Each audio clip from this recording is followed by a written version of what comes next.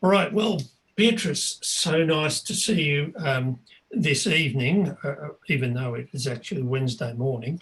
Um, but it's good to have you along and to hear from you as a member of the choir committee. And I don't know about others in the choir, but a number of people may not know that you are a music teacher. So you've been hidden there amongst the naughty altos since you joined the choir. So tell us a little bit about your background as a teacher and in particular as a music teacher. Yes, hi Phil. It's been wonderful being part of the Naughty Altos in the back row of the choir, sitting next to the other Naughty Altos.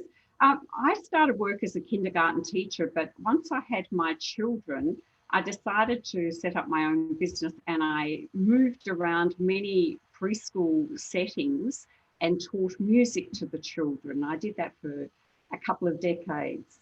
And my concept of it was that I wanted children to learn the language of music. If children understand what they can hear, they can perform with music. So I want them to hear what singing is like, to hear what sound of instruments are like, to feel the movement with them, to play percussion instruments and integrate as many areas of the body with what music is all about, with the sound and the experience of it.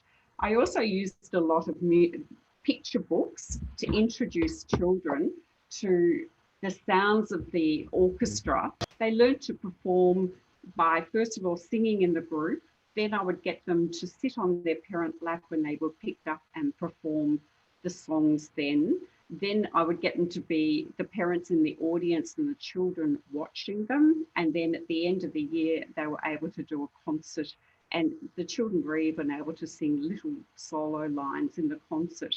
And they really developed a confidence with music. And that's what I think a lot of people need is to have experienced it and develop confidence. And that's what's great about choirs. You get to be part of the group. You get to sing as part of that beautiful sound, and we all improve as we do it. We learn to listen a little bit more succinctly. We learn to sing a little bit more smoothly and with the group. And Yvonne's leadership there conducting us is fantastic for improvement. So that's a bit of background. You've also been very, very much one of our much valued volunteers contributing to our recordings. How's that gone for you? Well, that's been a real learning experience because I haven't had to be so careful with my singing. In a choir, you get hidden. I found I had to really, really work on feeling comfortable doing it. My breath control had to be immensely improved. My diction, I was concentrating a lot on that, my pitch. And it's a very challenging experience to hear yourself back. So it's been a wonderful learning experience for me. I've really enjoyed doing it. I hope I've improved. I feel I have. And what about and of course, like the rest of us, you've been thoroughly locked down. What have you been able to do to amuse yourself in between doing recordings for Yarra Gospel? Well, I've quite enjoyed the quieter life. I've loved my home. I've loved my garden. It's never looked so good.